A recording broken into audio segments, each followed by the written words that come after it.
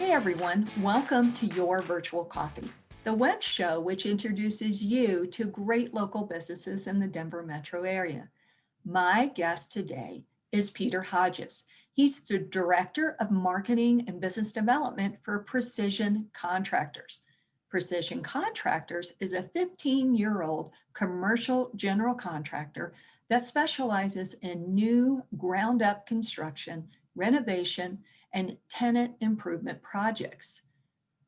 Precision has done work for clients in a variety of markets, including industrial, retail, hospitality, and senior living. Geography is not a limitation for Precision, as they have completed client work located all across the country.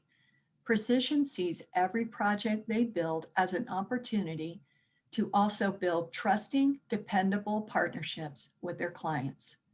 And with that, Peter, welcome to my show. Hello. Now, Peter, I like for my audiences to kind of get to know my guests on a personal level. So what's your favorite movie? Okay, absolutely. Being a Gen X kid, Raiders of the Lost Ark is my favorite movie because, Interesting.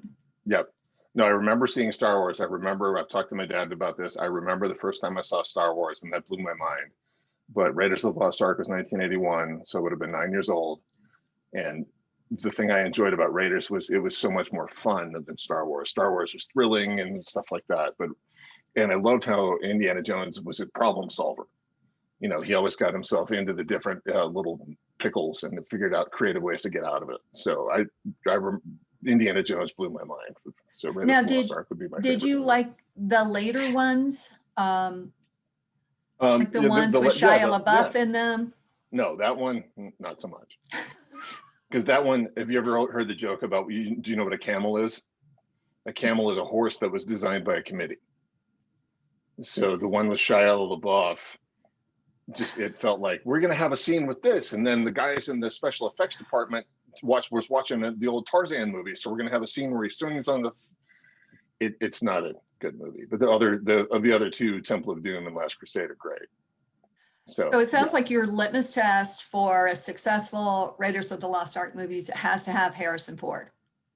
Oh yeah, well, it's going to be interesting because they're going to make a Indiana Jones 5 in the next couple of years, and Harrison Ford is over 70, so I'm really curious to see how they're going to do that. That's going to work out. You know, I feel the same way about the Terminators franchise. If it does not have Arnold in it, why are we even talking about it? No, it's a very reasonable point about Terminator, absolutely. And so if you just skip over number 4, which I believe is Salvation. Okay. Much better, including the latest one, which was it Dark Fate? Was I think that's the name good. of it. I haven't kept up with those, but yeah. I like those. I have this thing about dystopian. Oh yeah, I mean movies. Terminator 2 is the highest grossing R-rated film for 12 years until The Matrix. And my daughter, one of my daughter's favorites, in fact, she has a poster, and she insists if we sit down and watch one of the Terminator movies, it's usually the second one. Yeah. And I totally agree with that. Now, you have an interesting undergrad degree. Would you share about that? Oh yeah, in addition to Raiders of the Lost Ark, I remember being a kid in the 70s, and I was a big fan of Battlestar Galactica. And when my dad explained to me that that was somebody's job, that they went and played pretend like I did in the backyard, I said, sign me up. That sounds like a great idea. So I went all the way through into my bachelor's degrees in theater arts. So I was going to be an actor, but I'm also 6 feet 7 inches tall. So that makes me, if you think of an actor as a commodity, a very unique niche commodity. So I decided that, trying to do acting as a profession was probably not the way to go.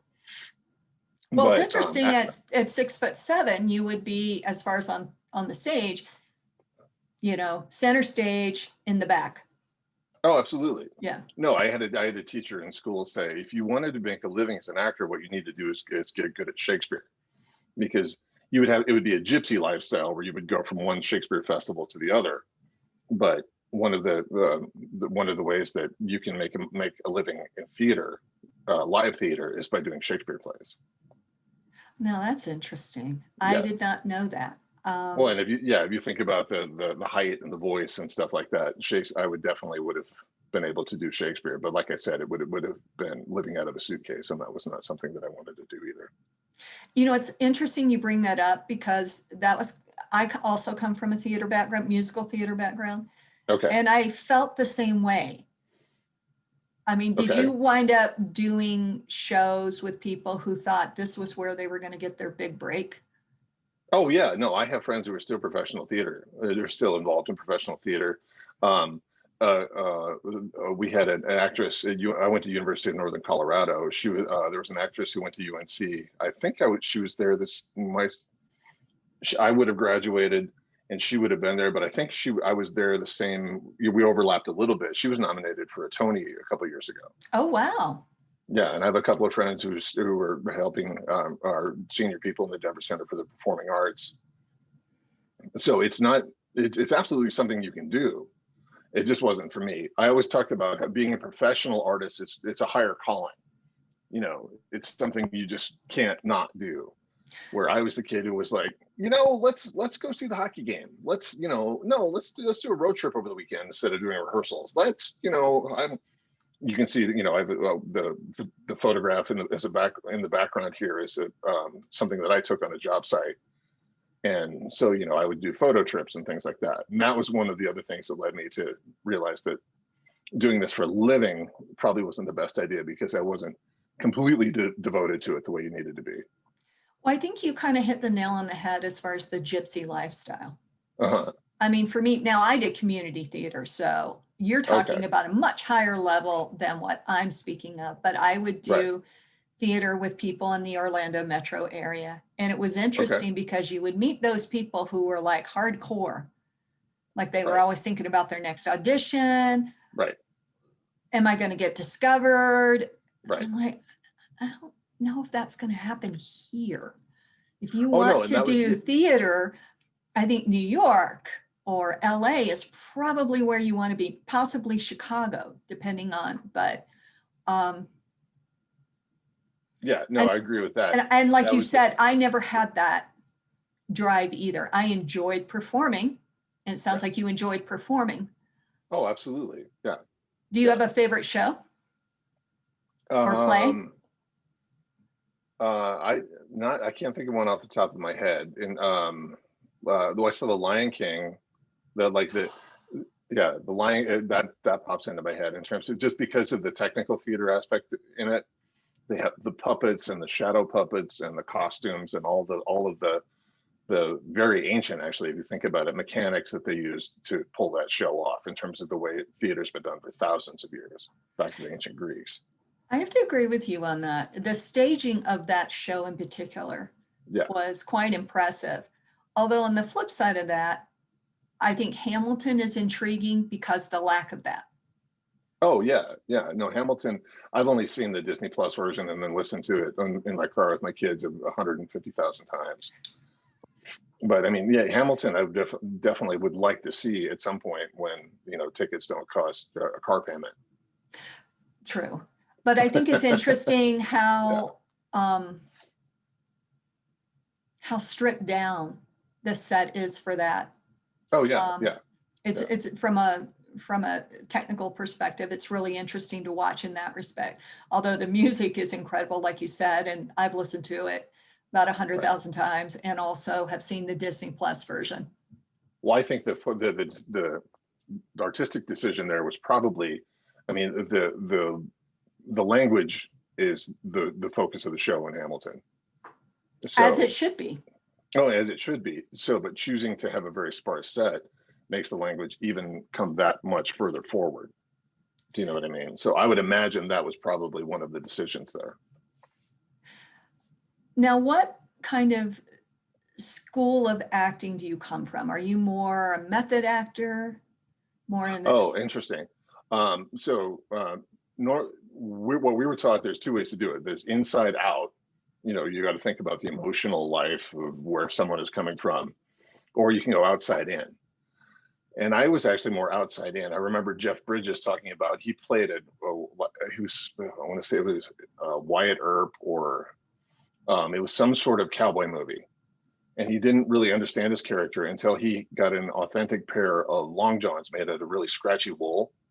And you realize that that kind of just ruined your day and it made you grumpy. And then that's part, and the character was one of those hair triggered gunslinger types. And he was able to kind of connect with his character when he put the scratchy wool long johns on and understood that he spent the whole day just vaguely irritated. That's fascinating you bring that up. I know on the show that's on Netflix, Mindhunter, they Okay. have someone who plays Ed Kemper. Okay. And they talk to the actor and he kind of talks about his process. And the last thing he says is, I put on the glasses and I move them down about a half inch on my nose. And it is at that point I become Ed Kemper. And it There sounds you like go. Yeah. he's also using that technique. That's fascinating. Yeah. Yeah. So which do you prefer, acting for the camera or live theater? Well, it's interesting. I didn't get an opportunity to do a ton of film acting, but they're two entirely separate crafts. If you think about it, a film actor can try this level of anger, and then they can maybe try disappointment, and then they can take it down to very soft, and they can just keep cycling through over and over to find the right opportunity. And what they also do is are providing the director different puzzle pieces to put together in the edit. With theater, I liken it to we've all either been married or been to a wedding. When the bride walks down the aisle, it's go time, and there's nothing you can do to change it. That's You know what I actually mean? a pretty good analogy. I kind of like that because that's true. And Yeah. plus the blocking's different. Oh yeah, the blocking is different, and there's also you get the give and take with the audience. So I mean, what kind of hooked me into wanting to be a performer is, in my sophomore year of high school, we did The Matchmaker by Thornton Wilder as the fall play, and I got one of the parts. There were 4 parts that had a monologue, and when I finished my monologue the first night, the audience actually interrupted with applause, and we totally didn't expect that, and we had to kind of sit there and let it happen. And they applauded what I just did, and I was just like, okay, that was amazing. And so that's the difference, I think, between film acting and live theater is you have that, and it's made up of individual people, but it becomes kind of like birds flying in a flock. You get this amorphous audience that you play off of. So kind of that immediate gratification. exactly. I totally Yeah. agree. In theater acting or in film acting is also very small. They talk about it sometimes. I remember, I think it was Madonna. She was in Speed League the of Their Own. Plow. No, or League of Their Own, where she was talking about Gina Davis and League of Their Own. Yeah, the movie. Sorry. And there was a shot where Gina Davis, and she was kept waiting for Gina Davis to do any acting. She talked about watching her do it. And then the next day in the dailies where they watched what they shot the day before, she realized that Gina Davis was all acting with her eyes because the camera was tight on her face. So it's and then theater, you have to be back and project to the. So they're in the same ballpark, but they're different animals. Now, coming from that theater background or even acting background, do you have a favorite actor or actress? Oh yeah, Gary Oldman's the first one that pops into my head. He's amazing. Anthony Hopkins. Let's see who else. Denzel Washington. Harrison Ford. There's a podcaster named Bill Simmons who does a lot of sports talk, but he also does a bunch of pop culture stuff. And he talks about getting season tickets for certain actors. Meaning if a Harrison Ford movie came out back in the day, I was showing up. I didn't care. I didn't need to read about it. I didn't need to check the reviews. I had season tickets. I was showing up. Interesting. I would have to say, and God bless him, I miss him, is Philip Seymour Hoffman. Oh yeah, he was amazing. Absolutely. And I think my criteria for that is that, I mean, I like Meryl Streep. She's incredibly talented. But Right. the whole time I'm watching the movie, I'm thinking that's Meryl Streep. Oh yeah. Whereas I really get lost in the movie when it's Philip Seymour Hoffman because he was able to kind of, you forget that you're watching him. Absolutely. Yeah. He becomes that character. I mean, anyone who can play, let's say, Truman Capote Hmm. and not make it a caricature or a parody, it's pretty talented, in my opinion. Oh, agreed. No, that's another thing about two different types.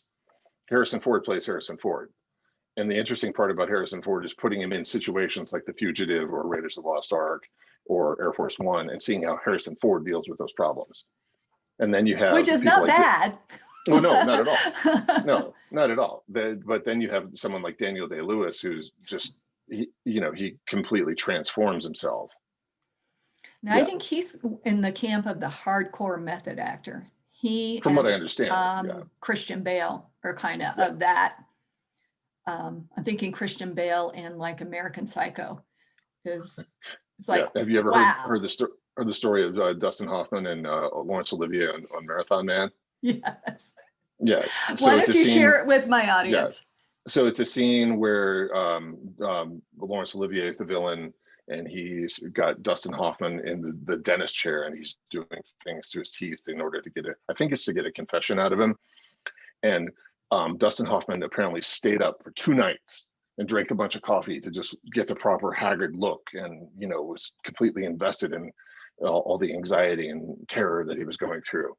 And Laurence Olivier apparently heard this and gave him an interested look and said, "Why don't you try acting, dear boy?" That is such a great story. Sam and I talk about that story quite a bit because I mean, the realistic, it is true. But the point Right. is, I imagine for acting is that no matter how you get there, Oh yeah. the important part is that you get there. Oh, absolutely. No, acting. I mean, one of the things you do is you're learning problem solving, and yeah, it's important to think. That people in like proper acting school will talk about your instrument, and it's important for you to understand the best way to play your own instrument.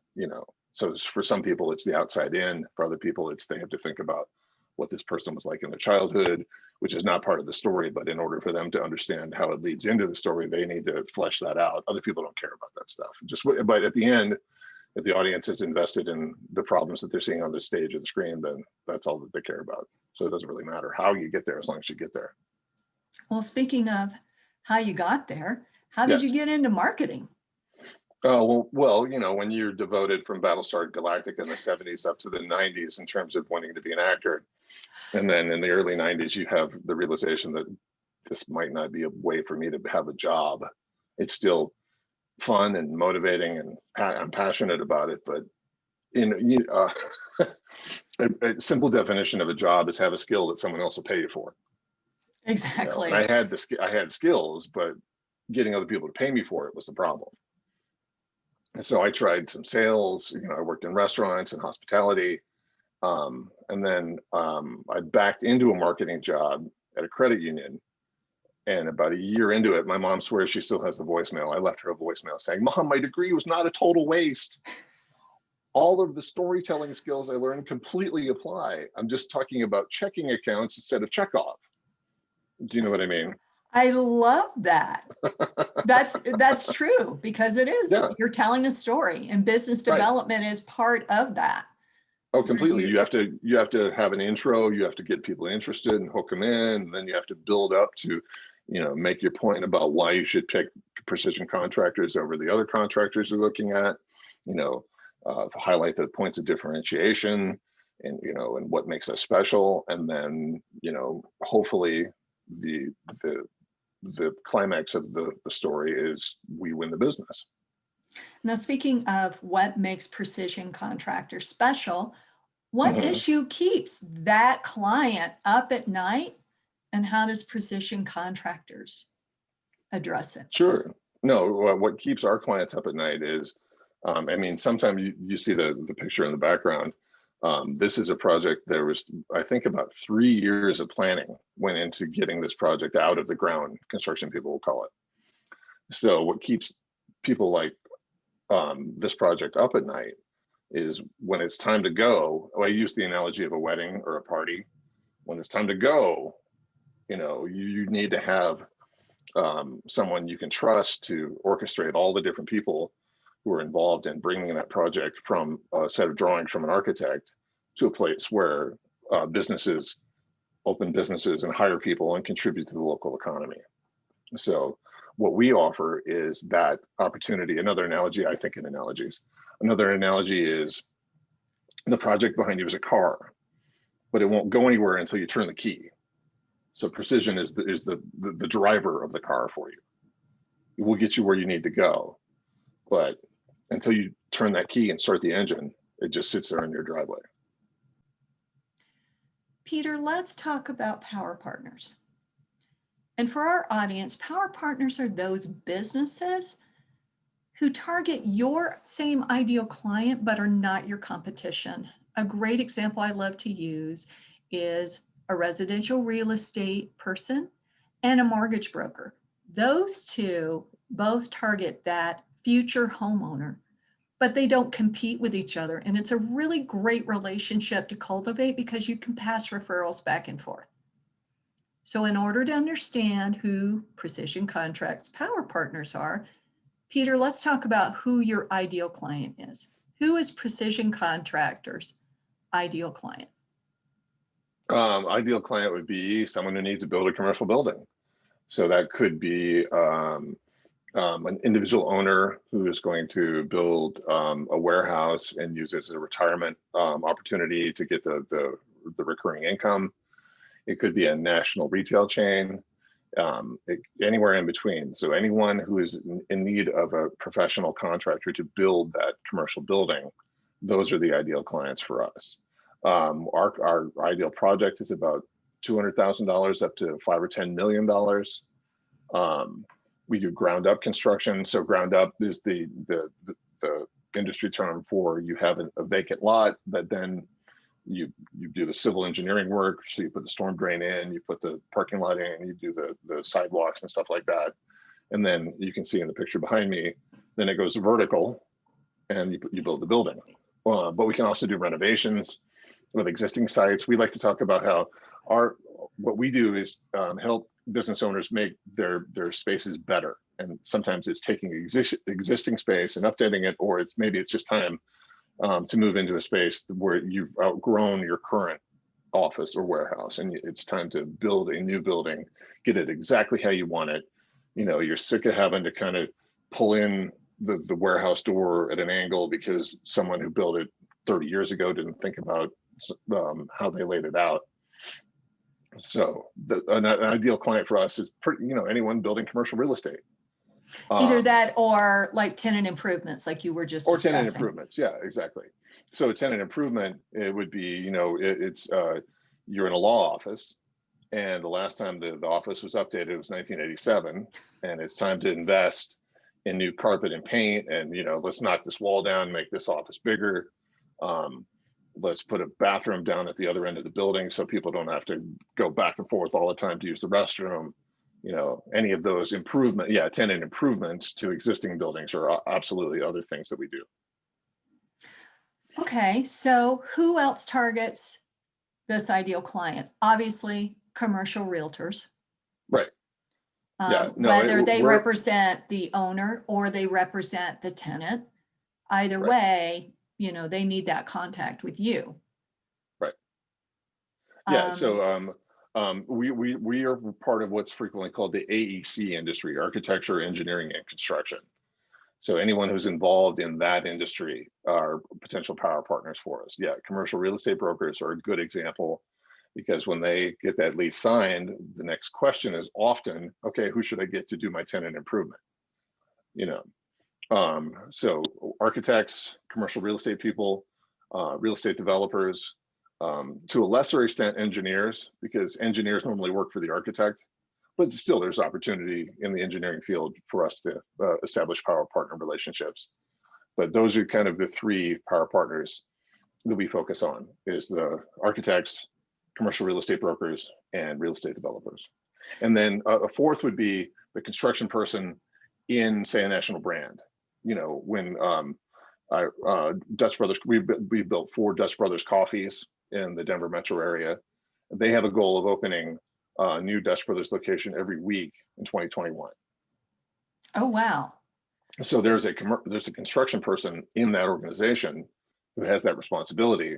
And in order to achieve that goal, they need a competent general contractor to help them bring those sites out of the ground and get them operational.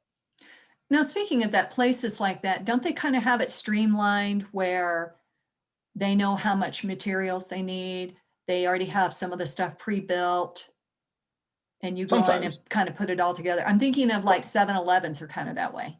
sometimes.